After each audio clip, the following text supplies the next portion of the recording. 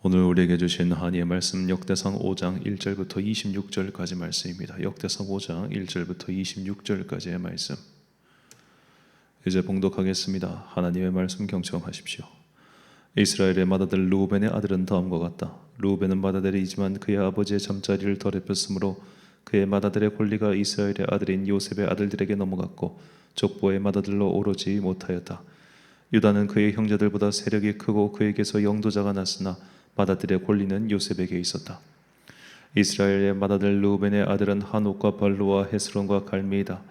요엘의 아들은 스마야이고 그 아들은 고기고 그 아들은 시므이고 그 아들은 미가이고 그 아들은 르아야이고 그 아들은 바알이고 그 아들은 브에라인데 브에라는 아시리아의 디글랏빌레셋 왕에게 사로잡혀간 르우벤 지파의 지도자이다. 종족에 따라 족보에 오른 그의 형제는 족장 여이엘과 스가랴와 벨라인데 그는 아사스의 아들이요 세마의 손자요 요엘의 증손이다. 르우벤 지파는 아로엘에서부터 느보와 바알 부온에까지 자리를 잡아 살고 동쪽으로는 유프라테스 강에서부터 사막에 이르는 지역에 걸쳐 살았는데 길르앗 땅에서 그들의 가축대가 많아졌기 때문이다. 이들은 사울 시대의 하갈 사람들과 싸워서 그들을 항복하게 하고 길르앗 동쪽 모든 지역에 있는 그들의 천막에서 살았다. 르우벤 자손 건너편에 있는 갓 자손은 살르가에까지 이르는 바산 땅에서 살았다. 요엘은 족장이고 사밤은 부족장이다. 야네와 사밧이 바산에 살았다. 그들 가문의 형제들은 미가엘과 무술람과 세바와 요레와 야간과 시아와 에벨 이렇게 일곱이다. 이들은 아비하일의 자손인데 그는 후리의 아들이요 야로아의 손자요 길르앗의 증손이요 미가엘의 현손이요 여시세의 오대손이요 야도의 육대손이요 부스의 칠대손이다. 압디엘의 아들이며 구니의 손자인 아히는 이들 가문의 족장이다.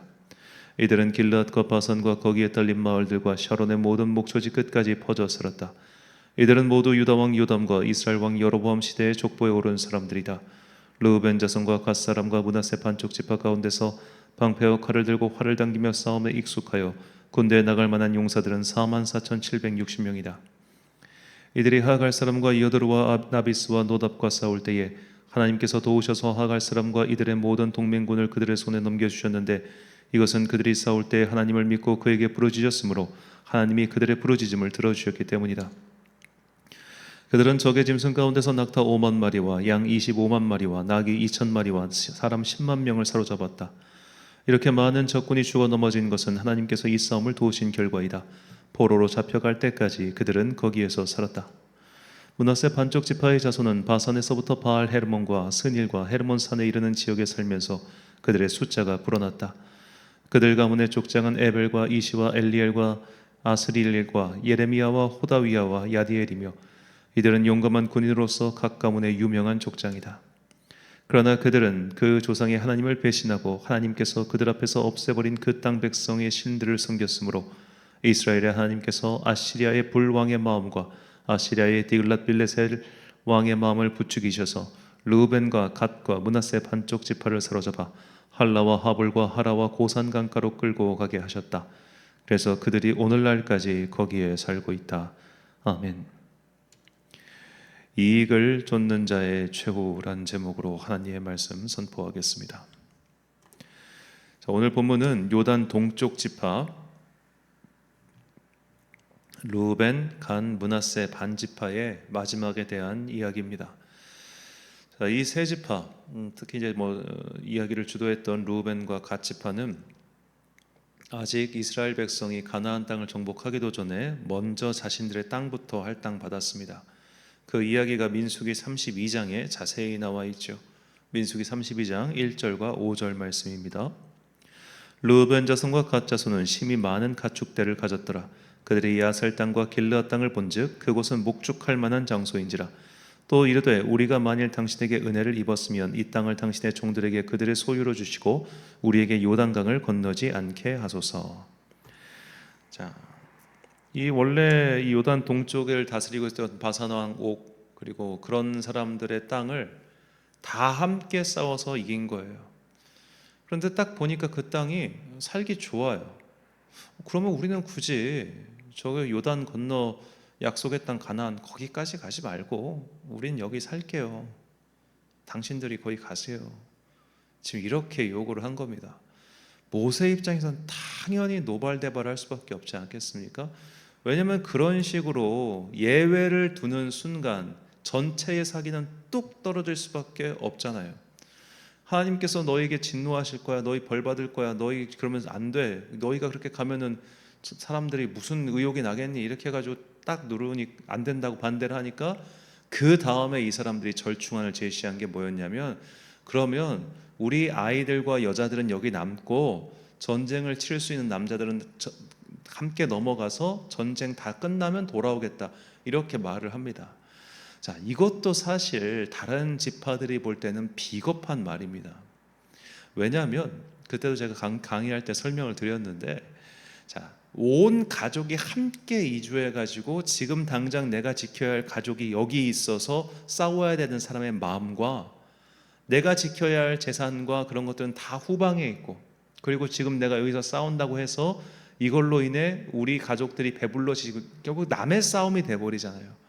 누가 열심히 싸우겠습니까? 내 싸움일 때와 남의 싸움일 때는 전투력이 천지 차이예요. 그리고 아무리 전투 병력을 다 보내줬다고 그렇게 말은 해도 현실에서는 최소한의 공동체를 지켜야 할 인원들이 필요했을 것 아닙니까? 그럼 그들은 남겨두고 나머지만 간 거 아니에요. 그러니까 100% 전력을 발휘했다고 도저히 볼 수 없는 상황이었죠. 그러니까 그들이 내세운 그 안에 모세가 어쩔 수 없이 그것을 수용하고 받아들이긴 했지만, 적어도 이 요단 동쪽을 선택한 지파들이 그 당시에 이기적인 선택을 한 것은 분명합니다. 차라리 다 점령한 이후에 제비뽑기 하기 전에, 그러면 우린 제비뽑기 안 하고 그때 점령했던 그 요단 동쪽 땅 거기로 가서 할게, 너희들끼리 제비 뽑아, 이렇게 얘기했으면 말이 다르지만, 이미 거기 다 차지해 놓고 그 다음에 우린 가서 그냥 몸만 도울게, 이거는 굉장히 이기적인 행동이었던 거예요. 자, 그 결과 그들은 어떻게 되었는가? 사사기가 여호수아 정복 전쟁 이후 사사기에 이 요단 동쪽 지파들의 이름은 등장하지 않습니다. 그들은 더 이상 이스라엘 역사 속에 한 번도 주역이 된 적이 없는 거예요. 그러니까 요단 동쪽이라는 말은 일종의 심리적 국경선입니다. 그러니까 우리가 자연지물, 예를 들어 거대한 산맥이 있거나 거대한 강이 있으면 그 자연지물을 기준으로 해가지고 각각 다른 문화권을 형성하는 걸 볼 수 있죠. 라인강을 지류를 따라서 이쪽이 다르고 저쪽이 다르고, 알프스를 따라서 북쪽이 다르고 남쪽이 다르고 하듯이, 큰 산맥이라고 하는 것은 쉽게 넘어다닐 수 없는, 큰 강이라고 하는 것은 쉽게 넘어다닐 수 없는 일종의 경계선이 되기 때문에 그만큼 서로 다른 문화권을 형성하게 되는 겁니다. 요단의 동쪽에 자기들끼리 살았으니 그들이 이 이스라엘 민족의 정체성을 잃어버리는 것은 그야말로 순식간이었죠. 그들의 마지막은 그래서 본토와 달랐습니다. 본문 25절과 26절 말씀, 그들이 그들의 조상들의 하나님께 범죄하여 하나님이 그들 앞에서 멸하신 그 땅 백성의 신들을 간음하듯 섬긴지라. 그러므로 이스라엘 하나님이 아수르 왕 불의 마음을 일으키시며 아수르 왕 디글랏 빌레셀의 마음을 일으키심에 곧 르우벤과 갓과 므낫세 반지파를 사로잡아 할라와 하볼과 하라와 고산 강가에 옮긴지라. 그들이 오늘까지 거기에 있느니라. 자, 이들도 아수르의 침공으로 멸망했습니다. 그러니까 북이스라엘도 아수르의 침공으로 멸망했고 요단 동쪽 지파도 아수르의 침공으로 멸망했어요. 그런데 멸망의 연도가 다릅니다. 북이스라엘은 기원전 722년에 멸망했는데 요단 동쪽 지파는 기원전 733년에 멸망했습니다. 즉, 이 요단 동쪽 지파는 북이스라엘보다 약 11년 앞서서 멸망했던 것이죠. 11년, 어차피 그래 큰 세월이 아닌 것 같아 라고 하지만, 그러니까 우리가 볼 것은 연도 차이 그것보다 자신의 이익을 먼저 생각하고, 내가 먼저 이 땅 차지할 거야, 여긴 나한테 좋은 곳이야, 일단 나부터 살고, 이렇게 했던 자가 오히려 더 빨리 가더라는 겁니다. 우리가 이걸 봐야 됩니다. 역사의 중요한 사건들도 이런 거 참 많습니다. 어떤 사람, 어떤 공동체가 그 안에서 나만 살겠다고 이기적인 선택을 하면은 당장은 살 것처럼 보이지만 결국 그들의 이기적인 선택으로 인해 모두가 함께 망해요. 그래서 그들도 그 멸망을 피해가지를 못합니다.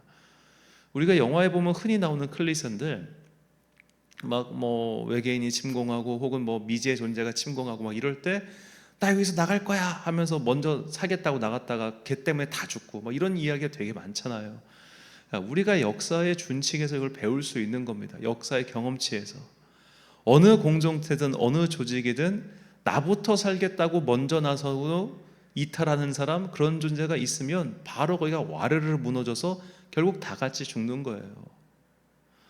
자, 그래서 이제 사실 잔혹한 이야기일 수 있지만 전쟁터에서는 지휘관이 그렇게 나만 살겠다고 도망치는 자들을 먼저 죽이잖아요. 왜냐하면 그런 자들로 인해서 내부가 붕괴하기 때문입니다. 이기적인 삶은 결국 나부터 파괴시키고 더 나아가 모두를 파괴시킵니다.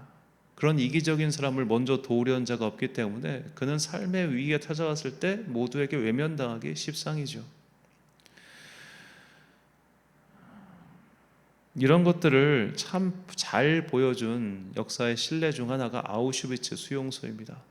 아우슈비츠 수용소에서 의외로 먼저 죽어나가기 시작한 사람들은 나부터 살겠다고 이기적으로 행동한 사람들이 먼저 죽었고요. 끝까지 살아남았거나 그리고 오래 살았던 사람들은 그 처참한 환경 속에서도 인간의 마음, 서로를 도와줘야 되고 아껴줘야 하는 그 인간의 마음을 잊지 않은 사람들이 오래 살아남더라는 겁니다. 빅터 프랑클의 유명한 이야기죠. 진정 우리가 지혜로운 자로서 나를 위한다면, 진짜 나를 위한다면 우리는 남을 위해 살아야 됩니다. 나를 위해서 나만을 위해 사는 사람은 그 나만을 위해 사는 이기적인 삶이 다른 사람들로 하여금 나를 공격하게 만들고, 그리고 또 더 나아가 나의 그런 이기적인 삶이 공동체의 안전한 울타리를 무너뜨릴 때가 너무 많아요. 그래서 우리가 오히려 이타적으로 남을 생각하고 배려하며 사는 것이 결과적으로 나를 위해서 좋은 일입니다. 이건 역사가 증명하고 지혜로운 사람이라면 조금만 생각해도 다 알 수밖에 없습니다. 그래서 우리는 주님의 뜻을 따라 어려운 이웃, 가난한 이웃, 소외된 이웃을 돌보며 살 때 그것이 결국 나를 위한 행동임을 우리는 알 수밖에 없죠. 그도 살고 나도 살아서 결국 모두가 함께 살 수 있는 것이 주님께서 가르쳐 주신 방법이며 우리가 택할 수 있는 가장 현명한 삶의 방법입니다. 그래서 시편 기자는 우리에게 어리석은 자의 말로와 지혜로운 자의 길을 다음과 같이 이야기합니다. 시편 107편 11절과 12절 그리고 43절 말씀입니다. 하나님의 말씀을 거역하며 지존자의 뜻을 멸시함이라. 그러므로 그가 고통을 주어 그들의 마음을 겸손하게 하셨으니 그들이 엎드려져도 돕는 자가 없었도다. 지혜 있는 자들은 이러한 일들을 지켜보고 여호와의 인자하심을 깨달으리로다. 아멘. 사랑하는 천안광성교회 성도 여러분, 그리고 이 새벽을 함께 깨우고 계신 귀한 주님의 자녀 여러분, 하나님께서는 우리가 더불어 함께 살기를 원하십니다. 모두가 함께 사는 것이 가장 오래 살고 생존력을 높이는 방법이기 때문이죠. 어느 나라, 어느 공동체든 공동체 안에서 자기만이라도 먼저 살겠다고 나서는 사람들이 오히려 가장 먼저 망했거나 또는 그런 자들로 인해 공동체가 붕괴하고 결국 모두가 위험에 처했습니다. 이기적인 사람의 말로 나만의 이익을 먼저 쫓는 자의 끝은 언제나 똑같습니다. 이기적인 길, 나만 살겠다고 발버둥치는 삶은 멸망으로 가는 가장 빠른 길임을 잊지 마십시오. 주님께서는 우리가 가장 오래 살 수 있는 길을 알려주셨습니다. 그것은 이타적인 삶입니다. 서로가 서로를 도울 때 가장 강하고 가장 번성합니다. 성경을 통해 그리고 인류의 보편 경험과 지식을 통해서도 알 수 있는 이 단순한 진리를 잊지 마시고 이기적인 길과 이타적인 길 앞에서 더 지혜로운 길을 택하여 주님께 칭찬받는 여러분과 제가 되시길 예수님의 이름으로 축원합니다. 기도하겠습니다. 사랑과 은혜가 풍성하신 아버지 하나님, 나만 먼저 살겠다고, 나만 홀로라도 살아남겠다고 발버둥치는 자들은 오히려 먼저 떠나고 말았습니다. 이렇게 이기적인 자의 말로를 통해서 주님께서 우리에게 가르쳐 주신 지혜를 깨닫게 하여 주옵소서. 혼자 살겠다고 하는 죽을 것이며 오히려 함께 살겠다고 다짐한 자는 더 오래 산다는 것을 잊지 않고 말씀을 통하여 그리고 인류의 역사를 통하여 배울 수 있는 이 단순한 지혜를 잊지 않고 살아가는 현명한 주의 자녀 되게 하여 주옵소서. 이제 날씨가 추워진다고 합니다. 주님께서 따뜻한 성령의 바람을 우리 연로하신 성도님들에게 부어주시고 그들에게 성령의 두루마기를 입혀주사 다가오는 겨울의 강추위를 견딜 수 있도록 주여 은총 베풀어 주옵소서. 오늘 하루도 참 좋으신 우리 주님의 은총과 평강이 모든 성도들과 함께 하시길 간절히 소망하오며 이 모든 말씀 우리 구주 예수 그리스도의 이름으로 기도드립니다. 아멘. 오늘의 기도 제목입니다. 이기적인 사람, 나만 먼저 살겠다고 뛰쳐나가는 사람이 제일 먼저 소멸합니다. 이 단순하지만 강력한 진리를 잊지 마시고 가장 지혜로운 길인 이타적인 삶, 베풀고 나누는 삶을 선택할 수 있는 믿음의 용기를 달라고 기도하십시오. 오늘 주신 기도의 제목 가지고 기도와 묵상에 힘쓰는 하루 되시길 바랍니다. 기도하겠습니다.